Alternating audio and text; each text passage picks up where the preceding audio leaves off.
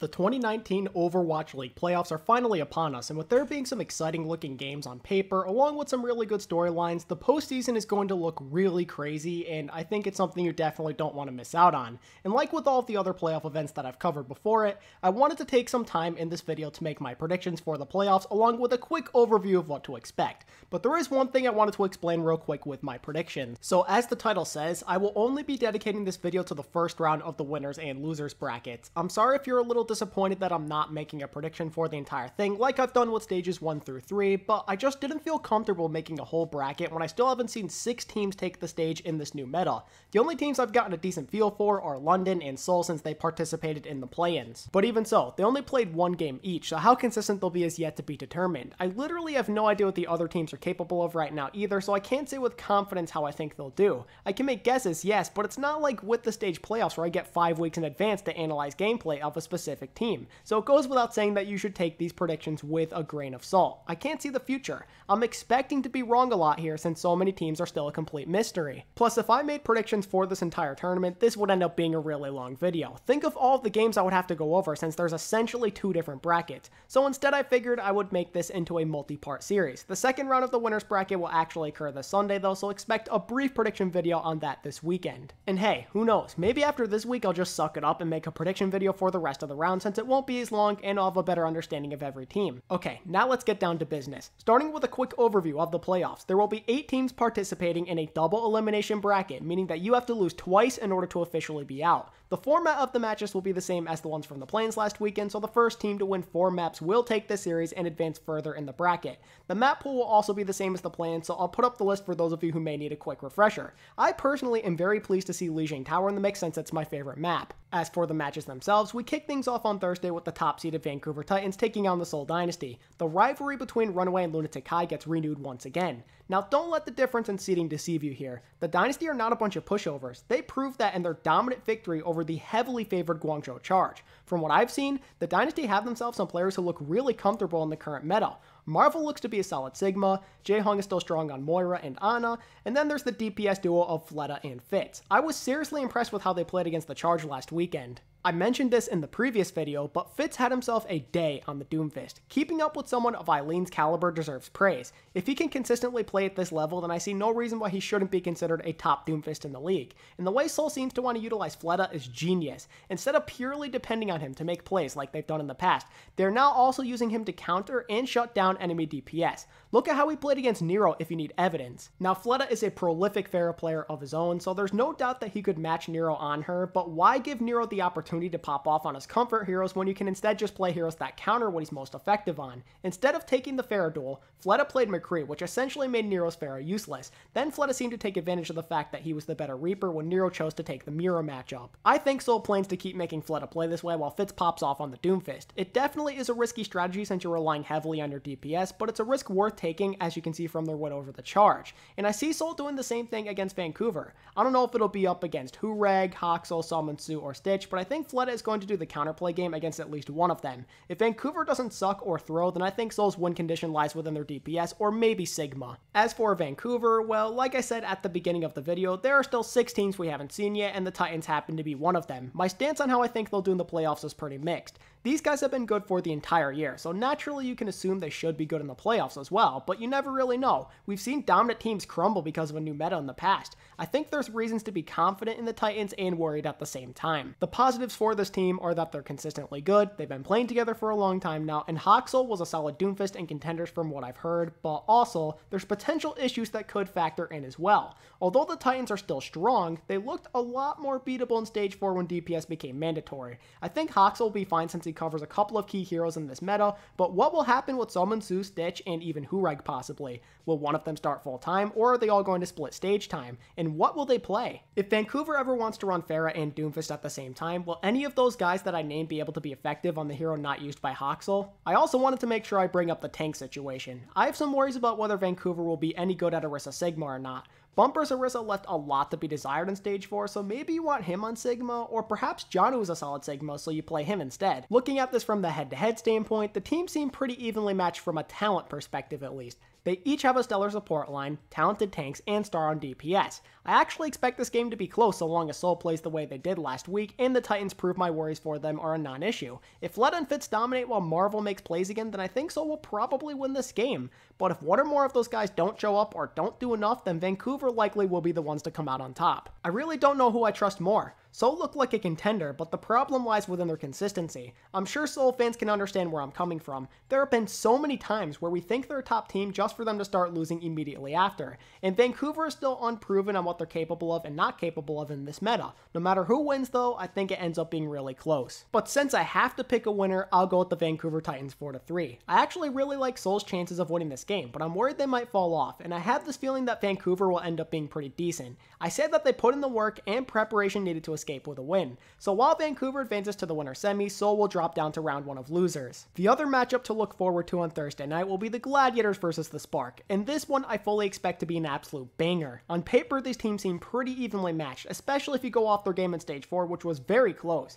But also, both teams could be coming into this with some crazy lineups and strategies. Hydration has been grinding out Sigma and Wrecking Ball on ladder, I believe, and he's pretty high up there on the rankings. But with this meta having a good amount of Pharah and Doomfist involved, there's also the possibility that he plays DPS. But who knows, maybe he switches between roles throughout the set, like maybe on one map he could play Orisa or Sigma, then on the next he'll switch onto Pharah and Doomfist. That could give the Spark some trouble because of all the different looks they'll get. Their DPS line in general though should have some serious bright spots. You could put Surefour on a signature McCree here, or maybe some Symmetra, and we know very well how good Decay is. I think the two of them should look good no matter what they have to play, since you don't necessarily need to play Pharah to succeed right now. I also have a lot of faith in Void to play Sigma if Hydration doesn't play it. The Spark also have an interesting storyline behind them though, since it's rumored that Nosmite has been grinding Sigma, so there is a world in which he plays over Gushue and maybe even dominates the competition. I have a lot of confidence in the support line of IDK and Bebe too, and you have to be feeling pretty good about Godsby if you're a Spark fan. He really started to hit his stride around the halfway mark of Stage 4.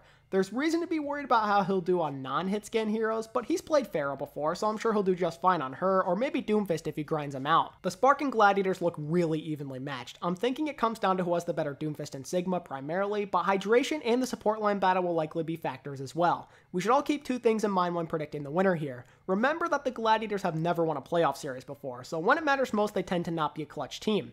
But at the same time, the Sparks seem to get off to slow starts whenever the meta shifts if you go off the results from early Stage 4. It's really hard. I haven't seen either of these teams play before, so let's take a wild guess and just say the Gladiators finally break their playoff curse and beat the Spark 4-3. I'm going to trust in their cheesy strategies with Hydration and the DPS to get the job done. Whether I'm right or wrong, this game should be super entertaining. If I was asked to recommend one game in particular to watch this week, it would probably be this one. Moving on to the Friday games, we kick off the night with the London Spitfire taking on the NYXL. This is it, the third installment of this epic rivalry in 2019. This is their first playoff meeting since Stage 1 of 2018. Based off of what we saw from London against Shanghai, they are without a doubt a beatable team, even though rumor has it they've been smacking around teams in scrims. But at the same time though, Shanghai honestly isn't a bad team right now, since the meta really does favor their DPS. Plus, the Spitfire players themselves stated that the Dragons have been more of a challenge in scrims than teams like the NYXL and Shock. If they're literally coming out and saying they aren't really scared of New York, then I don't know if I like the NYXL's chances. Plus, Prophet, Birdring, Gesture, and Badoshan popped off in that Shanghai game.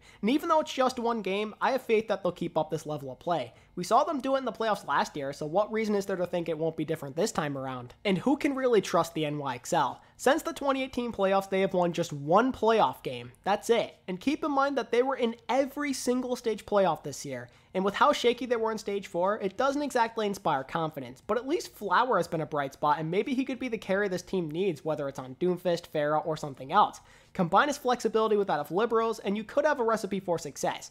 But I don't trust them. I really don't. Previously, New York depended heavily on JJoNak to make plays, but you can't really do that on Moira. They have to look towards somebody else, and we've seen how that's gone for them in the past. Just look at Stage 4 this year, or the playoffs in 2018. The NYXL look like a disaster if JJoNak can't play Ana or Zen, but sadly, they still fail in the playoffs even when the team does get to play around him on those heroes. So either way, it kind of feels like a lose-lose situation. I really don't know what's going to happen with their Sigma situation either. I have no clue if Mono or Meko is any good at him. If Meko can pick up where he left off in the final week of Stage 4, then maybe he'll get the job done on Sigma. But even so, I don't think Mono is effective enough on Orisa. The NYXL always seem to have these sad playoff shortcomings, and I refuse to believe that the same won't happen again until they show me otherwise. They are just not trustworthy. So with that said, I'm picking the London Spitfire to come out on top 4 too. I trust in the NYXL to possibly keep up with London on DPS, but I think they'll fall short with their tanks. I expect Gesture to blow either Meko or Mono out of the water on Sigma. But Doshin will probably be a better Moira too compared to Jonek.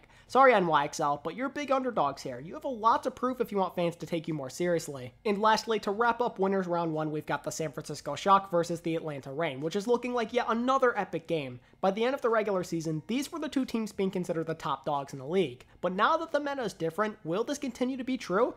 I personally think it might be. Each team is very talented and flexible with potential tricks up their sleeves. The Shock got two flex gods in Architect and Rascal, but there is a world where we see Sinatra and Striker get involved too. I'm also very interested to see what happens with their off-tank situation. Rumor has it that Nevix has been grinding Sigma for a while now, so we could see him return to the stage with a vengeance, but don't be surprised if Choyobin is still the starter. This guy is so talented and is proven to be deadly on whatever hero he plays. I wouldn't be surprised if he's a really good Sigma player of his own. The Reign have weapons too though, don't get me wrong. Erster is a godly flex who can basically dominate on anything he touches, and Dako has supposedly been grinding Sigma like Nevix, so he could make a triumphant return too. These guys seem pretty even, but I'm leaning towards the Shock here. They have way too many weapons, and I'm unsure if Atlanta can keep up in a long series because of this. Erster should do fine, but Baby Bay and or Enlayer may struggle to keep up at times, which could be all the Shock need to gain the upper hand. Even just one slip up could be all it takes. I also trust in Violet a little more than Dogman. If Atlanta proves me wrong though, I think they could definitely win. But I'm going with the Shock 4-3. If my predictions somehow, someway come true, then the losers bracket will have the Dynasty take on the Spark and the NYXL playing the Reign. I'm going to start by saying I think the Dynasty beat the Spark 4-2.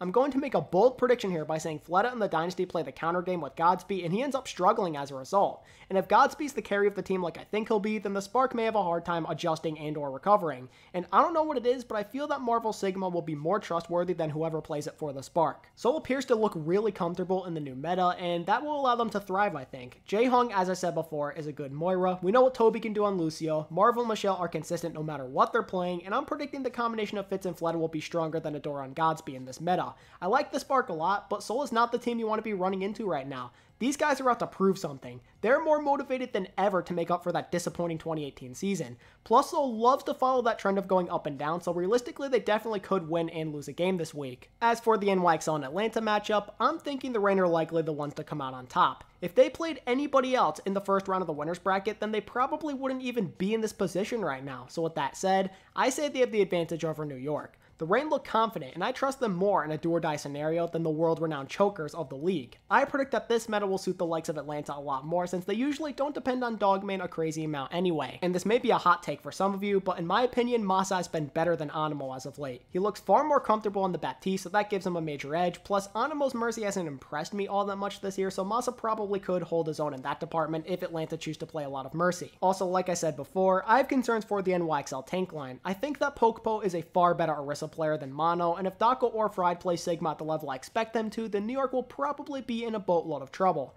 It seems fitting to have the NYXL get their playoff hopes crushed by a team they're winless against this year. The storyline sounds too perfect not to be true, so I say the Reign take it 4-2 and live to fight another day. Well, that's going to wrap up my predictions for the first round of the winners and losers bracket in the 2019 playoffs. Here's what the bracket would look like after round 1 if I'm somehow correct. I have no idea what to expect right now, so remember again to take this with a grain of salt since I'll probably end up being wrong, because after all, you never know when somebody's going to go on some magical run like London did last year, or if somebody's going to choke again like the NYXL. I have no clue what's to come this weekend, but I can assure you that I am very excited to find out. And with that said, I'm done here guys. What are your predictions for round 1 of the playoffs? Make sure to let me know down in the comment section, and if you enjoyed this content, then be sure to like and subscribe. You can also further connect with me by following me on Twitter at ATP Overwatch and by joining my Discord server through the link in the description. As always, thank you all so much for watching today's video. I really do appreciate it, and until next time, this is ATP, signing out. Peace.